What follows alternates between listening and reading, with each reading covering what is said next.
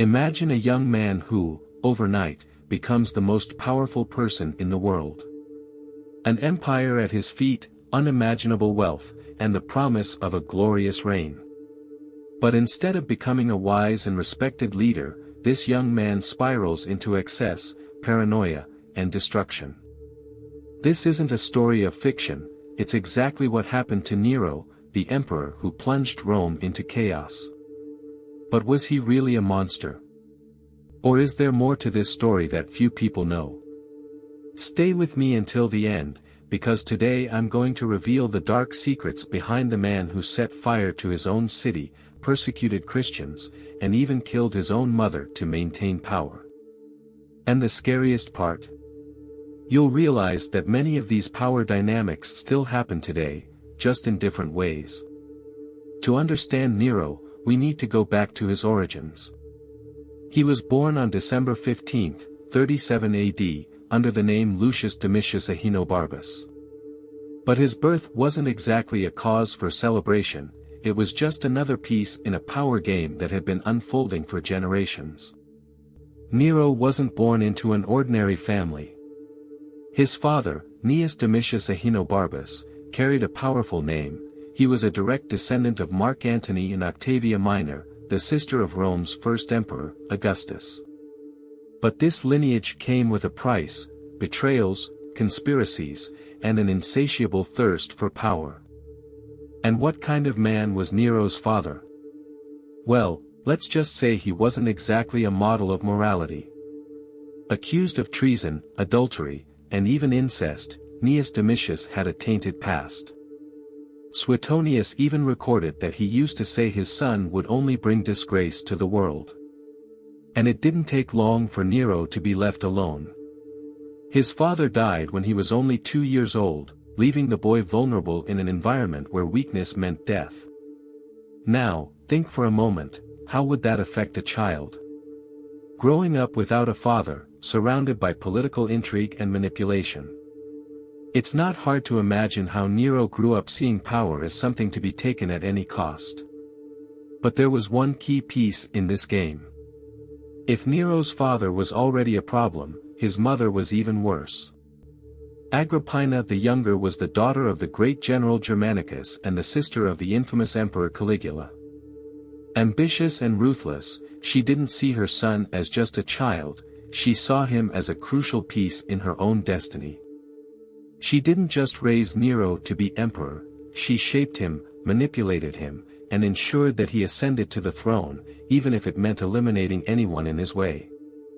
And so, at just 16 years old, Nero became the absolute ruler of Rome. But what happens when an insecure young man, raised under his mother's shadow and surrounded by enemies, is given absolute power? Well, that's when the real tragedy begins.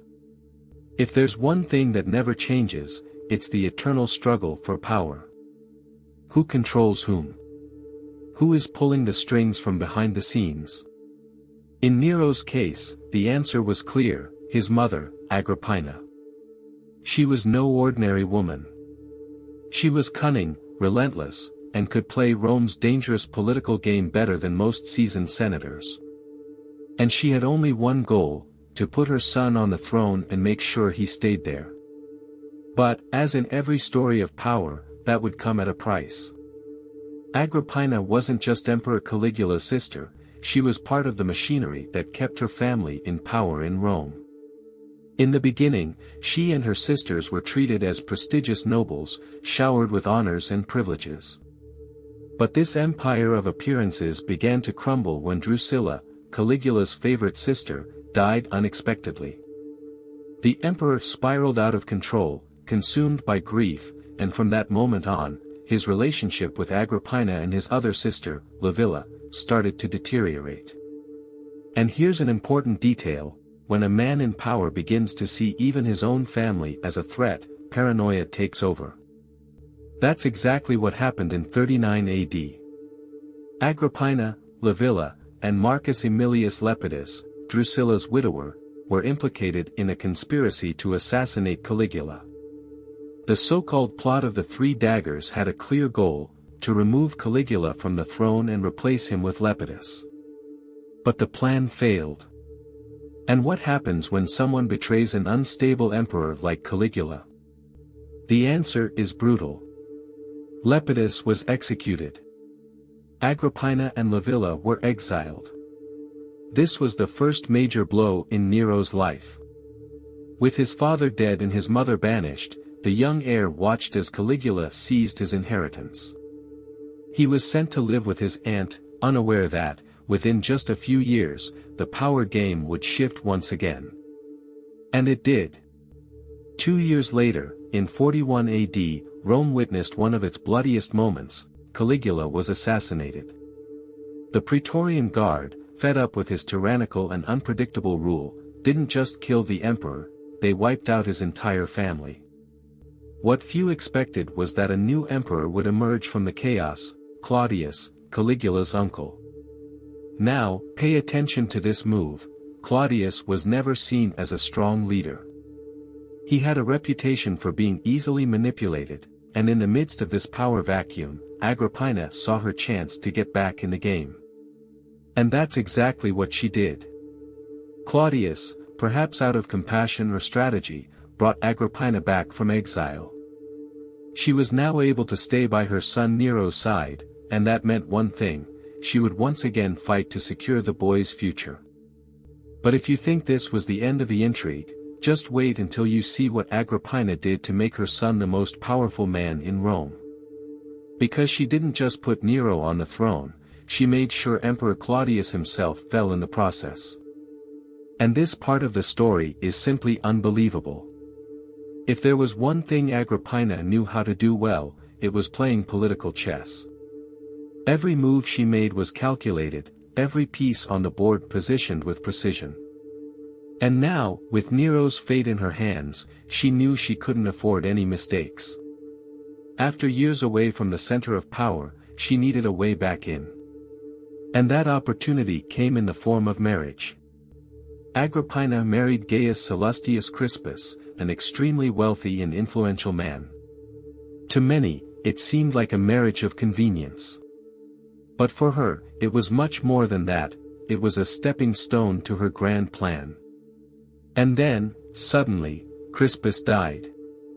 The circumstances of his death were never fully explained. Some believed it was natural. Others suspected that Agrippina may have sped up the process. After all, with his death, she inherited a massive fortune, a wealth she could now use to fund her return to the heart of the empire. And when fate opened another door, Agrippina didn't hesitate. At that moment, Emperor Claudius was married to Messalina, a woman whose reputation was, to say the least, controversial. While Claudius ruled, Messalina was making alliances behind the scenes, accumulating enemies, and ultimately plotting against her own husband. The result? Messalina was executed. And with that, the throne of Rome was left without an empress. Now, think about this: who was the most powerful and politically skilled woman available to take that role? Agrippina. The pressure from the Senate, and Agrippina's careful persuasion, led Claudius to make an unthinkable decision: he would marry his own niece. The marriage between uncle and niece was viewed with suspicion even by Roman standards. But for Claudius, this was the easiest way to solidify alliances and maintain power. The problem was that, at that moment, he had no idea he was bringing into his palace the woman who would destroy his dynasty. Agrippina wasn't there just to be a wife. She knew that her position as empress gave her immense power, but her true goal had yet to be achieved: placing Nero on the throne. To do that, she needed two things: Claudius to adopt Nero as his son and heir. Claudius's legitimate son, Britannicus, to be completely removed from the line of succession. Agrippina played her cards flawlessly. She convinced Claudius to adopt Nero, changing his name to Nero Claudius Caesar Drusus Germanicus, and ensured that he received the best possible education. To achieve this, she appointed none other than Seneca the Younger, one of the greatest intellectuals of the time, as her son's tutor. While Nero was being groomed to rule, Britannicus, the rightful heir, was systematically weakened. Agrippina made sure the boy was isolated from his father, prevented from exerting influence, and, above all, kept away from the centers of power. And this is where the plot takes on a new level of tension. Because, over time, Claudius began to realize he was being manipulated. He started to understand that his wife wasn't interested in him, but rather in the power she could obtain through Nero. And then, he made a fatal mistake. Claudius began speaking openly about his regrets. He said Nero shouldn't be emperor. That perhaps it had been a mistake to push Britannicus aside. And, worst of all, he started showing signs that he might reverse his decision. For Agrippina, this was unacceptable. She had come too far to lose everything. And if Claudius was an obstacle to Nero's rise, then Claudius had to be removed. Agrippina's next move would be her boldest yet. But, as we'll see, this was the moment when Rome's history took a turn no one could have predicted. Rome had an unwritten rule: if you want absolute power, you must be ready to kill for it. And if history has taught us anything, it's that those who hesitate often become victims before they ever get the chance to become something greater. Claudius learned that lesson too late. After years of being manipulated by Agrippina, the emperor finally started to see the mistake he had made. He no longer saw Nero as his ideal successor. No, he wanted a true leader. An emperor worthy of the name Caesar. And for Claudius, that name belonged to Britannicus, his legitimate son. Now, think about this: what happens when an emperor favors one son and ignores the other? Simple. He signs his own death sentence. It was October 13, 54 AD. The banquet table was full. The wine flowed freely. Between laughter and toasts, Claudius had no idea that this would be his last meal. The accounts differ on exactly how it happened, but one thing is certain: Claudius was poisoned. The mushrooms served to the emperor contained a lethal toxin. Suetonius reports that, at first, Claudius only felt mild discomfort. But soon, his body began to shut down.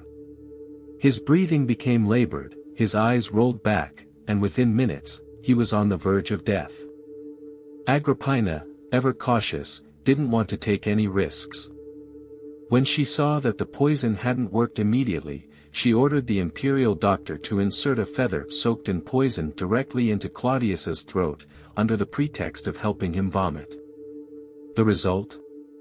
Claudius was dead before dawn. The path was clear. And Rome had a new emperor. The next morning, Nero was proclaimed emperor at just 16 years old. The people of Rome, still unaware of the truth behind Claudius's death, welcomed the young ruler enthusiastically. To them, he seemed like a fresh start after a government seen as unstable. But there was a problem. Nero wasn't the real ruler yet.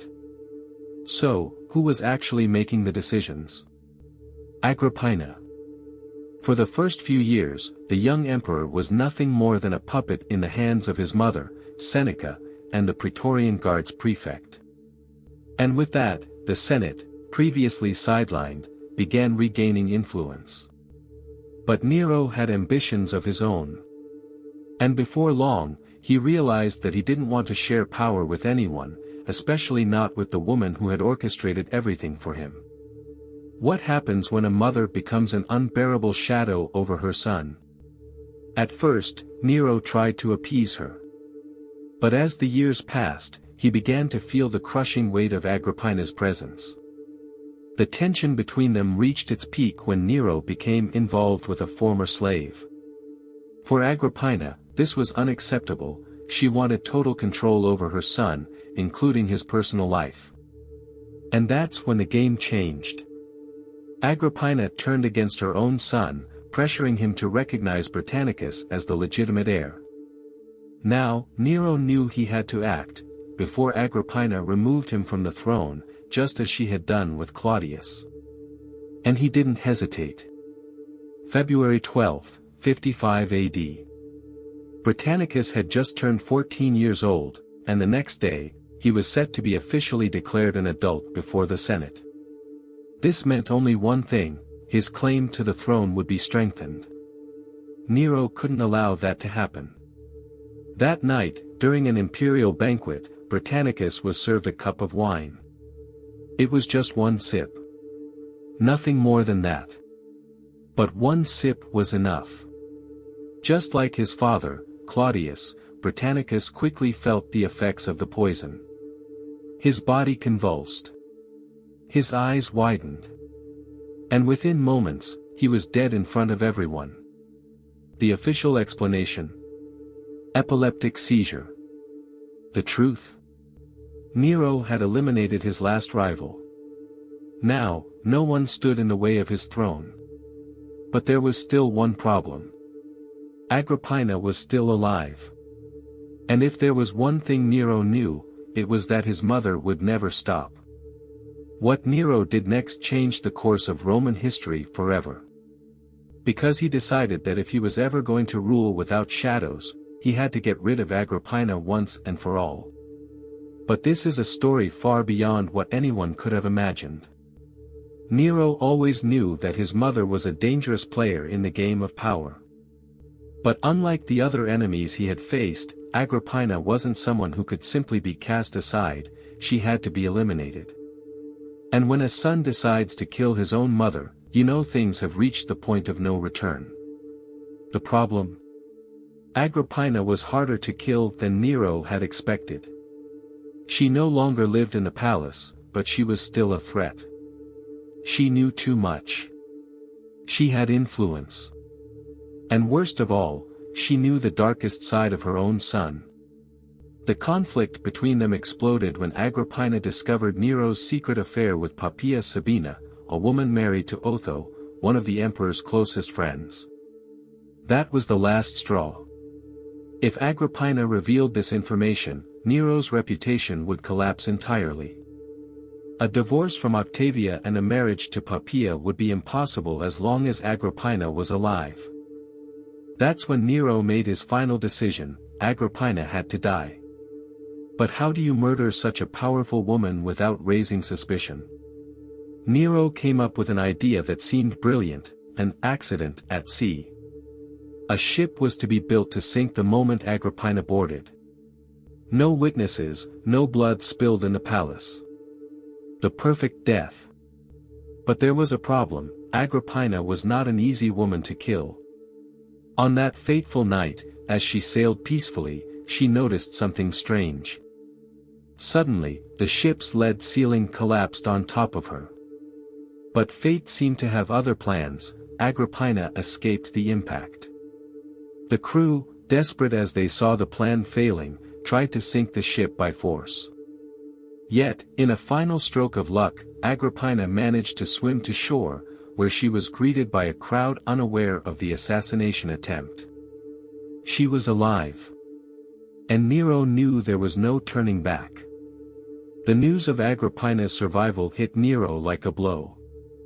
If she had any doubts before, now she was certain: her own son had tried to kill her.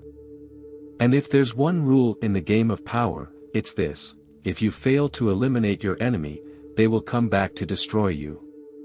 Nero couldn't let that happen. This time, he didn't rely on elaborate tricks. He sent 3 assassins to solve the problem once and for all. Agrippina was in her residence when the men arrived. According to reports, she looked them in the eyes and coldly said, "If you've come to kill me, strike here, at the womb that bore this monster." And then, she was murdered in cold blood. The son had killed the mother. And the weight of that decision would haunt him forever. After Agrippina's death, Nero was never the same. In the first few days, he tried to pretend everything was fine. He spread the story that Agrippina had taken her own life after discovering she was involved in a conspiracy against him. But no one believed that version. And the worst part? Not even Nero could convince himself. He began to be haunted by terrible nightmares, his mother watching him from the darkness. He could feel her presence. hear her voice. And little by little, he started to lose his mind. That was the moment his reign began to collapse. Nero distanced himself from the few sensible advisors he had left. He became paranoid, seeing betrayal everywhere. His tutor, Seneca, was forced to step away. Anyone who opposed him was accused of conspiracy. The Senate lost what little power it still had. And then came the Great Fire of Rome. An event that would cement Nero's name among the worst tyrants in history. But that's another story. What happens when a man already consumed by paranoia, guilt, and vanity completely loses control? The answer: Rome burns. After Agrippina's death, Nero was no longer the charismatic, promising young man the people once celebrated. He had become something else. Darker. More unstable. More dangerous. His relationship with the Senate was in ruins. He saw betrayal everywhere, and anyone who dared to challenge him paid with their life. He got rid of his wife, Octavia, the only figure who still held some legitimacy in the eyes of the people. First, he divorced her. Then, he had her executed. And then, to the scandal of all, he married a former slave named Pythagoras. The people began to murmur. The Senate grew restless. Rome no longer saw Nero as an emperor, but as an out-of-control tyrant. And then, the event that would go down in history as the greatest disaster of the Roman Empire took place. On the night of July 18 to 19, 64 AD, a small fire broke out in merchant shops near the Circus Maximus. Small fires weren't uncommon in Rome. The city was practically a labyrinth of wood, full of narrow and flammable streets. But that night, the winds were strong. And the flames began to spread. The fire consumed entire streets. People ran in desperation, trying to save their homes, their families, anything they could carry. But the fire showed no mercy. The heat was so intense that statues melted. The flames raged uncontrollably for 6 days. And when they finally began to die down, 3 of Rome's 14 districts had been completely destroyed. 7 others were left unrecognizable. Rome had never seen such devastation. And it was at this moment that Nero's name was forever marked in history. Because someone had to pay for it. And all suspicions turned toward the emperor himself. The Roman people needed someone to blame. And for many, the only man who could have caused such a disaster was Nero. Rumors spread like wildfire. Nero had ordered the fire to clear space for his colossal new palace, the Domus Aurea. Some said that while Rome burned, Nero watched from a balcony, playing the lyre and reciting verses about the fall of Troy. That he wanted to erase the old Rome to build a new city, one that bore his name. Nero denied everything. But the truth was, at that moment, it didn't matter whether he was guilty or not. The people needed a scapegoat. And Nero gave them one. Christians were already viewed with suspicion. Now, they became the perfect targets. Nero accused the Christians of starting the fire. And that accusation marked the beginning of one of the most brutal persecutions in history. Thousands were imprisoned. Hundreds were tortured. Many were burned alive, used as human torches in the emperor's gardens. The people watched in horror. But the message was clear: anyone who defied Nero would meet the same fate. But the plan backfired. Instead of regaining Rome's trust, Nero only became more hated. And when the dust settled, he needed something to distract the public. That's when he committed yet another act that would push him further into madness. In the year 65 AD, Rome witnessed another shocking crime. Poppaea Sabina, the woman Nero supposedly loved, died in a brutal way. The accounts vary, but the most accepted version is that Nero killed her in a fit of rage. Some say he slapped her so violently during an argument that she didn't survive the injuries. Others claim he kicked her in the stomach, knowing full well that she was pregnant. Regardless of the version, the outcome was the same: Poppaea Sabina was dead. And what Nero did next was even more disturbing. 2 years later, in 67 AD, he married a young man named Sporus. The most bizarre detail: Sporus looked eerily similar to Poppaea. Driven by grief, or by a sick obsession, Nero ordered the young man to be castrated and held a wedding ceremony. He treated Sporus as if he were the reincarnation of his dead wife.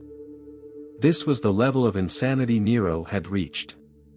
At this point, no one saw him as a legitimate ruler anymore. He was a tyrant. A monster. And Rome was beginning to realize that it needed to get rid of him. The problem? Nero wasn't ready to fall without a fight. What happens next marks the beginning of the end for this cursed emperor. And you won't believe how this story ends. Fate does not spare those who abuse power. For Nero, the game was over.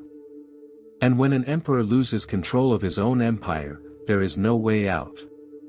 Rome, the city that once cheered for him, now despised him. The Senate saw him as a tyrant. The army, as a burden. The people, as a dangerous madman. And the worst part? Even his own allies began to betray him.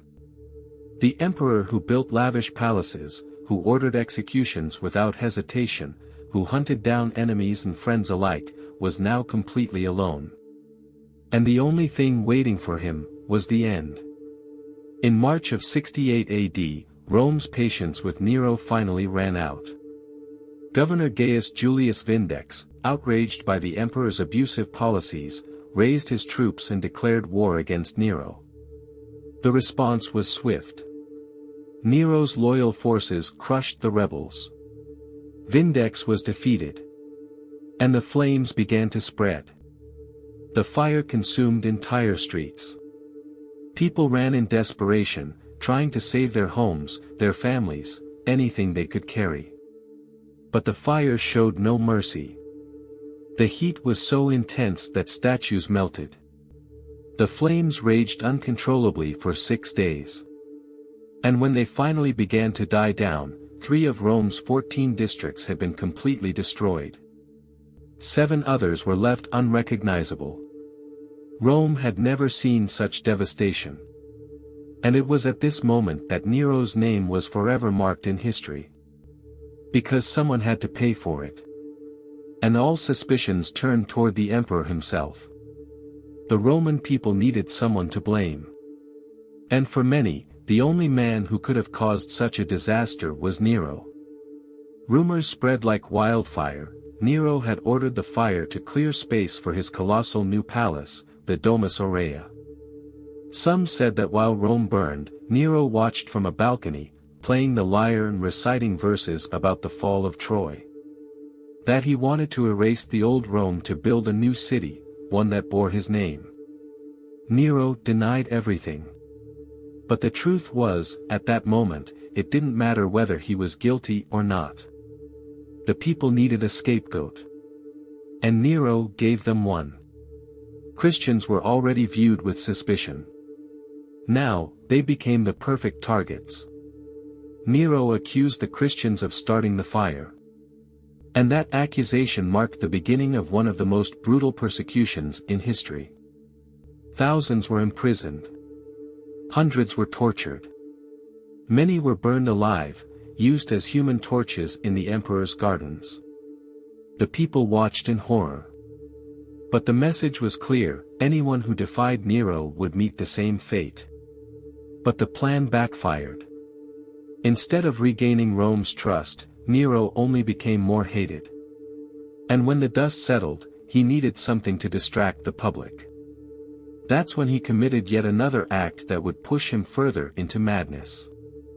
In the year 65 AD, Rome witnessed another shocking crime. Poppaea Sabina, the woman Nero supposedly loved, died in a brutal way. The accounts vary, but the most accepted version is that Nero killed her in a fit of rage. Some say he slapped her so violently during an argument that she didn't survive the injuries. Others claim he kicked her in the stomach, knowing full well that she was pregnant. Regardless of the version, the outcome was the same: Poppaea Sabina was dead. And what Nero did next was even more disturbing. 2 years later, in 67 AD, he married a young man named Sporus. The most bizarre detail: Sporus looked eerily similar to Poppaea. Driven by grief, or by a sick obsession, Nero ordered the young man to be castrated and held a wedding ceremony. He treated Sporus as if he were the reincarnation of his dead wife. This was the level of insanity Nero had reached. At this point, no one saw him as a legitimate ruler anymore. He was a tyrant. A monster. And Rome was beginning to realize that it needed to get rid of him. The problem? Nero wasn't ready to fall without a fight. What happens next marks the beginning of the end for this cursed emperor. And you won't believe how this story ends. Fate does not spare those who abuse power. For Nero, the game was over. And when an emperor loses control of his own empire, there is no way out. Rome, the city that once cheered for him, now despised him. The Senate saw him as a tyrant. The army, as a burden. The people, as a dangerous madman. And the worst part? Even his own allies began to betray him. The emperor who built lavish palaces, who ordered executions without hesitation, who hunted down enemies and friends alike, was now completely alone. And the only thing waiting for him was the end. In March of 68 AD, Rome's patience with Nero finally ran out. Governor Gaius Julius Vindex, outraged by the emperor's abusive policies, raised his troops and declared war against Nero. The response was swift. Nero's loyal forces crushed the rebels. Vindex was defeated. But something had changed. The problem wasn't just a rebellious governor anymore. It was the growing wave of unrest. Discontent was spreading through the provinces, and even more dangerously, the very generals who once swore loyalty to the emperor had begun to question their allegiance. It was at this moment that Sulpicius Galba, the governor of Hispania, did something unthinkable: he declared himself emperor. And when a general proclaims himself emperor, it can only mean one thing. Civil war was coming. If there's one thing that keeps an emperor in power, it's the loyalty of the Praetorian Guard. But Nero made the fatal mistake of underestimating them. When Galba gained support among the legions, the prefect of the Praetorian Guard, the very man who was supposed to protect Nero at all costs, simply switched sides. And with that, the emperor was left defenseless. No army. No support. No one left to fight for him. Nero realized there was no way to turn the situation around. So, he tried to flee. Desperate, Nero scrambled for a last-minute plan. He thought about escaping to Parthia, seeking asylum, maybe even becoming a puppet king there. Then, he considered something even more absurd: pleading with the Roman people, begging for their forgiveness, perhaps even playing his lyre in one last attempt to convince them he was still worthy of the throne. But this was no longer a performance. The show was over. When Nero returned to his palace, he found only emptiness. The halls were silent. The guards had vanished. His friends, the ones who once flattered him and swore eternal loyalty, had either fled or gone into hiding. There was no one left. For the first time in his life, Nero was completely alone. And in that deafening silence, he understood. His reign was over. On a dark night, June 9, 68 AD, the man who once ruled Rome hid away in a distant villa. The rumors spread fast. The Senate had declared him a public enemy. His capture was only a matter of time. And he knew that if he was taken alive, his fate would be far worse than death. An old general gave him one final piece of advice: kill yourself before they capture you. But Nero hesitated. He didn't want to die. For long, agonizing minutes, he stood paralyzed, trembling in fear, mumbling incoherently. He, who had condemned so many to death, now faced the same fate and had no idea what to do. Finally, he gathered what little courage he had left, and drove a blade into his own neck. At the very last moment, a cavalryman burst into the room. Seeing Nero collapsed, he tried to stop the bleeding. But it was too late. The last emperor of the Julio-Claudian dynasty was dying. His lips moved one final time, and his words echoed like a lament, "Too late. Is this loyalty?" And then, it was over. Nero's death was celebrated throughout Rome. His name was erased from monuments. His image was destroyed. His reign was condemned to oblivion. But Rome did not find peace. The Julio-Claudian dynasty, which had ruled since the days of Augustus, had come to an end. And in the power vacuum Nero left behind, a new period of chaos began. The empire was about to plunge into another civil war, a time of betrayals, bloody battles, and emperors rising and falling in rapid succession. This era would become known as the Year of the Four Emperors. But that is another story. If you want to know how Rome survived the chaos after Nero's fall, don't miss the next video. And of course, leave a like and subscribe to the channel. There's much more dark and fascinating history to tell. Rome may have erased Nero's name, but his story that will never be forgotten.